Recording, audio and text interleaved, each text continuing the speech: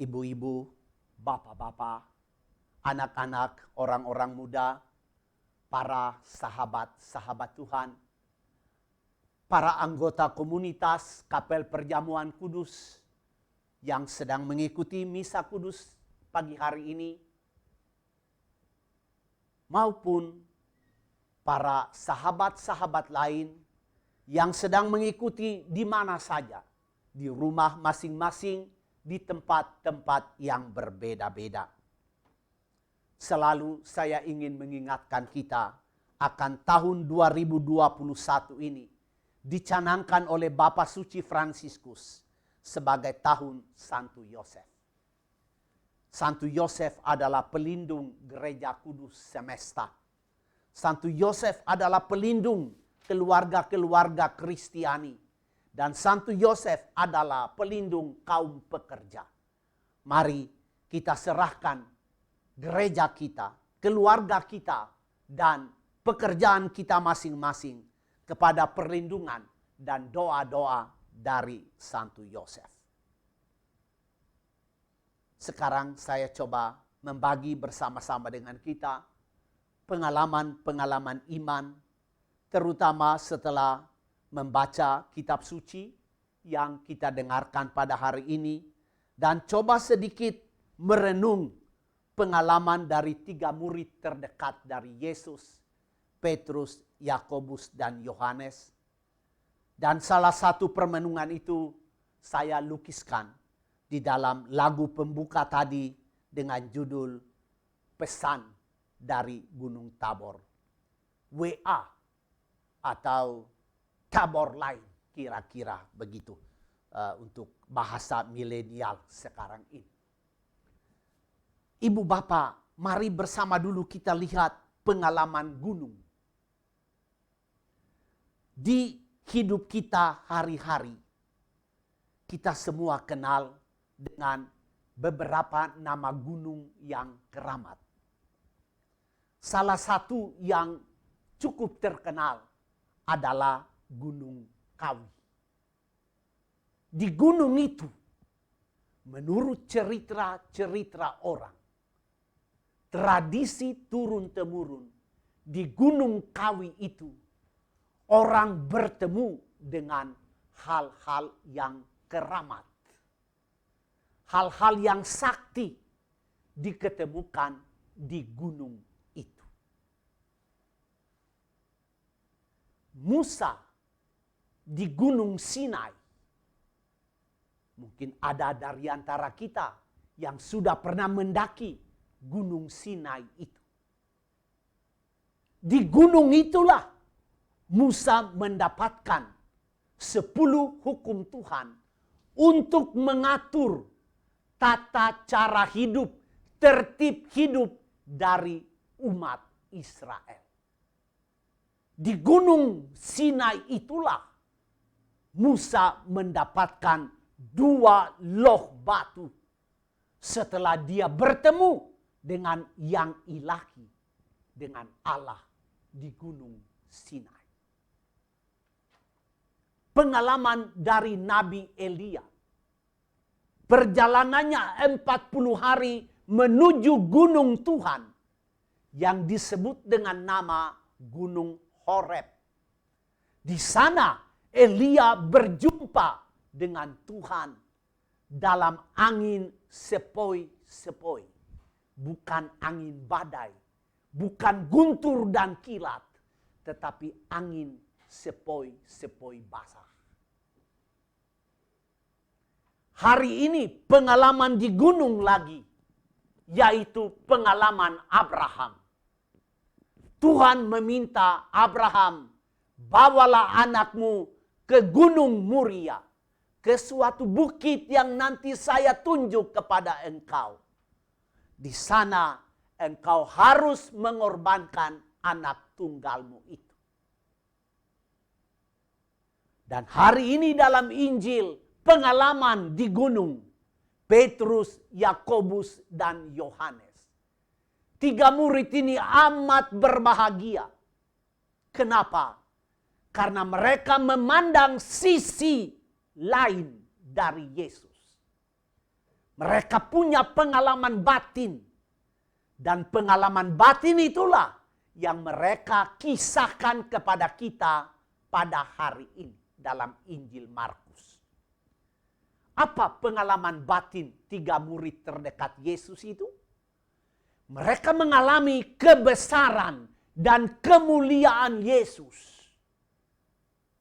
Mereka mengalami bahwa Yesus sungguh manusia yang terberkati. Yesus tidak hanya terberkati, tetapi dikelilingi oleh wajah Allah yang bersinar. Dan Yesus adalah tokoh kebijaksanaan, karena hikmat dan kebijaksanaan itu terpancar dari wajahnya. Kelemah lembutan terpancar dari wajah penuh dengan kasih karunia ilahi. Ini pengalaman batin di gunung oleh Petrus, Yakobus, dan Yohanes. Gunung Tabor. Abraham di Gunung Muria. Musa di Gunung Sinai. Elia di Gunung Horeb. Kita di sini di Gunung Kawi dan gunung-gunung lain yang ada sisi keramatnya. Ibu bapa, saudara-saudari seiman. Pengalaman di gunung adalah pengalaman berkat. Berkat dari yang ilahi. Kedekatan kemanusiaan dengan keilahian. Tetapi ibu bapa, di dalam kedekatan itu Allah meminta daripada kita. Meminta supaya kita menjadi sahabatnya. Menjadi sahabat terdekatnya. Dengan cara apa? Taat kepada apa yang dia minta daripada kita. Dan dia minta Abraham, korbankan anakmu yang tunggal. Dan Santo Paulus dalam bacaan kedua mengatakan Allah sendiri tidak menyayangkan anaknya yang tunggal juga. Dia serahkan supaya mati sampai mati di salib. Ini permintaan Allah. Supaya kita menjadi sahabatnya itu, maka kita mesti taat kepada permintaan ini. Bahkan permintaan yang barangkali tidak masuk di akal sehat kita. Waduh, kenapa ya? Tuhan kok minta sampai begini? Minta sampai saya harus mengorbankan ini dan itu. Mengorbankan nyawa malah. Menumpahkan darah. Kok permintaannya sampai seperti begitu?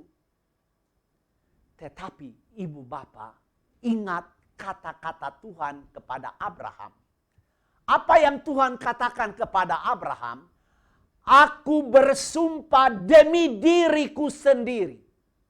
Ibu bapak, ini istilah penting, kata penting. Di dunia ini, orang bersumpah demi Allah. Di dalam sumpah manapun, orang akan berkata demi Allah, demi Tuhan, demi Injil, demi Kristus, demi Allah Subhanahu wa Ta'ala. Karena apa? Karena Allah lebih besar daripada manusia. Tetapi dalam kitab suci hari ini, Allah mengatakan, aku bersumpah dari diriku sendiri. Demi diriku artinya apa? Di atas Allah tidak ada lagi yang lain. Hanya Allah yang paling tinggi di atas segala-galanya. Dan dia bersumpah demi dirinya, artinya Allah itu tidak akan berbohong kepada kita. Dan apa yang Tuhan bersumpah kepada Abraham demi dirinya, saya akan membuat bangsamu, keturunanmu, seperti bintang di langit dan seperti pasir di tepi laut. Baru-baru saya baca satu kalkulasi matematika di YouTube dan di-share bagaimana jumlah penduduk dunia pada zaman kita sekarang ini. Dan bagaimana jumlah penduduk yang percaya kepada Allah itu. Ibu bapak, jumlahnya miliaran. Bagaimana orang-orang yang sudah percaya kepada Allah itu, yang bersumpah demi dirinya sendiri kepada Abraham, aku akan membuat bangsamu dengan jumlah seperti bintang di langit dan pasir di laut. Ibu bapak, siapa yang bisa menghitung itu? Jumlah bintang dan jumlah pasir di laut. Dan ini janji Tuhan terpenuhi. Betapa umat yang keluar dari turunan Abraham, entah itu umat Yahudi, entah itu umat Muslim, entah itu umat Kristiani, jumlahnya miliaran. Dan inilah bukti janji Allah kepada Abraham demi dirinya, sumpahnya. Aku buat keturunanmu sebanyak itu. Dan itu benar. Dan ibu bapak, janji Tuhan lagi dengan sumpah kepada Abraham. Bahwa oleh keturunanmu segala bangsa di bumi akan menjadi berkat. Akan terima berkat. Coba ibu bapak pikir. Agama mana yang tidak mendoakan kedamaian, perdamaian seluruh dunia? Agama Yahudi bicara tentang shalom, damai dunia. Agama Islam bicara tentang damai. Damai seluruh penduduk bumi dengan alam semesta. Agama Hindu, agama Buddha bicara tentang damai. Agama Kristiani bicara tentang damai. Berkat shalom bagi seluruh dunia. Agama-agama yang lahir dari Abraham. Agama-agama internasional yang bicara tentang perdamaian. Baru-baru 2 tahun lalu, Paus Fransiskus dengan Sheikh besar di Dubai, Uni Emirat Arab, menandatangani Universal Fraternity, persaudaraan universal. Ini tidak main-main ibu bapak. Seorang duta dari Kristiani, Paus Fransiskus, dengan duta dari dunia Muslim menandatangani itu. Universal Human Fraternity, persaudaraan manusia universal. Ini bukan hal yang main-main. Salah satu tanda sumpah Allah kepada Abraham itu terlaksana pada zaman kita ini. Ibu bapak, pengalaman Yakobus, Petrus, dan Yohanes. Mereka mengalami wajah Tuhan itu bersinar. Mereka mengalami Yesus itu sejajar dengan tokoh-tokoh besar dalam kitab suci, Musa dan Elia. Mereka mengalami Yesus itu dipenuhi dengan kasih karunia. Dan mereka mengalami Yesus sungguh-sungguh adalah manusia yang amat bijaksana. Karena wajahnya juga dikatakan oleh Markus, wajahnya itu bersinar. Dan tak ada orang yang dapat menggelantang pakaiannya yang putih mengilau seperti Yesus. Tidak ada. Ini pengalaman Petrus, Yakobus, dan Yohanes. Dikatakan dia berbicara dengan Musa dan Elia. Markus tidak menulis isi pembicaraannya. Matius juga cerita yang sama, tetapi tidak menulis isi pembicaraannya. Lukas yang menulis sedikit. Mereka bicara tentang tujuan perjalanan Yesus ke Yerusalem. Apa yang akan terjadi di sana? Di sana Yesus akan berjuang mati-matian membela manusia yang sudah peot, membela wajah kemanusiaan yang rusak oleh kekejaman, kelaliman, kekerasan, oleh dosa. Di sana Yesus akan mengubah itu untuk menjadi manusia mulia. Dan misi Yesus disetujui oleh Allah Bapanya ketika dia mengatakan, inilah anakku yang kukasihi. Dengarkanlah dia. Karena dia akan mengubah wajah kemanusiaan yang peot dan penyot itu dengan darahnya sendiri. Dan Bapanya menyetujui sebab apa? Setelah 3 hari dia bangkit dari alam maut.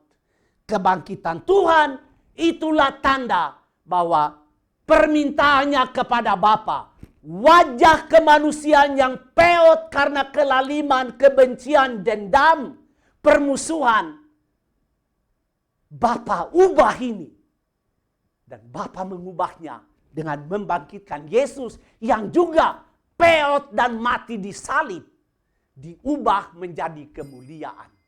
Inilah yang akan terjadi bagi kita semua, dan inilah perjuangan kita.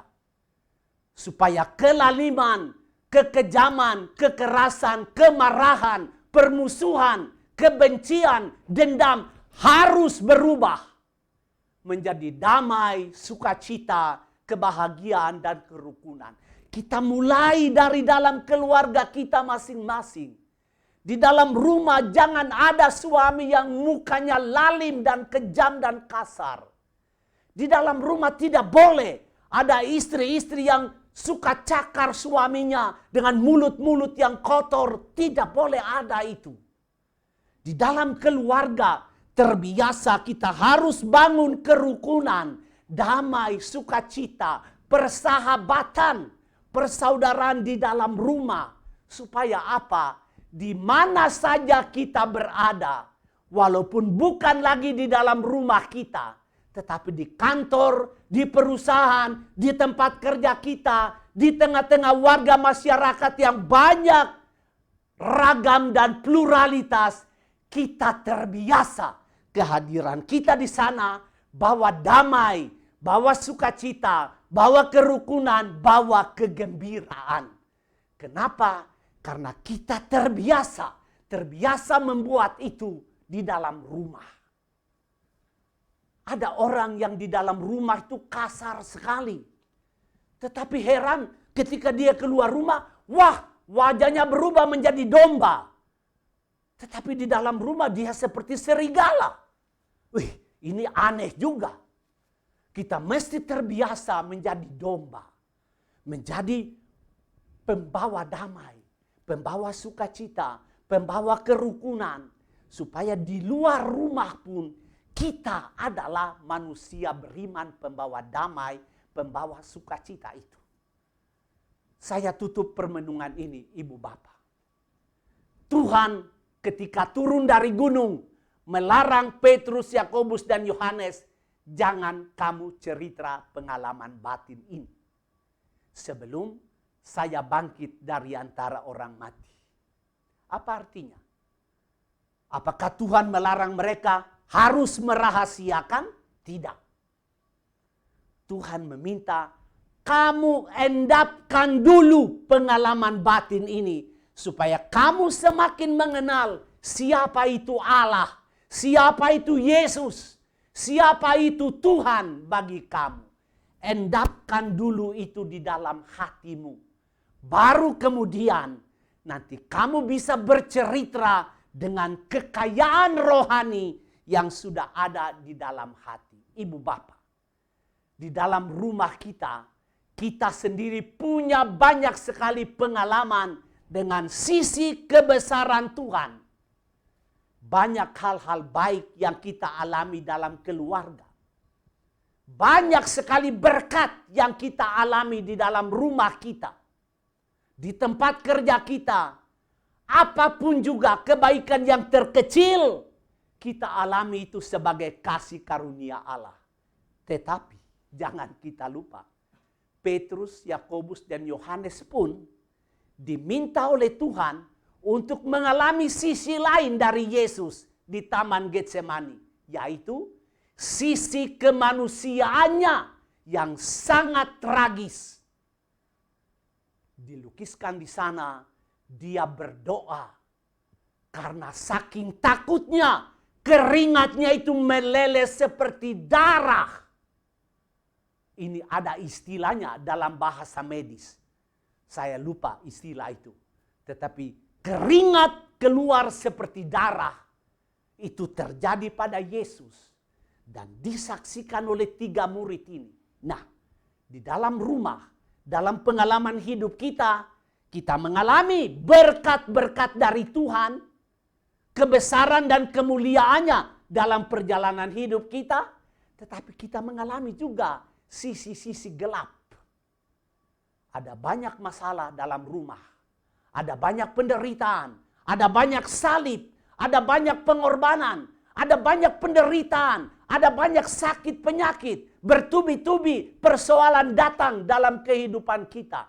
Ini sisi kemanusiaan yang kita alami dalam kehidupan rumah. Ibu bapak, mari kita endapkan ini. Baik berkat-berkat dari Tuhan maupun sisi-sisi gelap yang kita alami dalam kehidupan harian kita, kita endapkan di dalam hati. Dan ingat sumpah Tuhan hari ini kepada Abraham. Aku bersumpah demi diriku sendiri. Tidak ada yang lebih tinggi daripada Allah. Apa isi sumpah dari Allah kepada Abraham? Karena engkau taat, engkau mau mengalami berkat-berkatku sebagai kasih karunia, engkau memeliharanya, dan engkau setia pada waktu engkau mengalami sisi-sisi gelap. Aku bersumpah, aku akan memberimu keturunan sebanyak bintang di langit dan pasir di laut. Dan oleh keturunanmu semua bangsa di bumi akan mendapat berkat.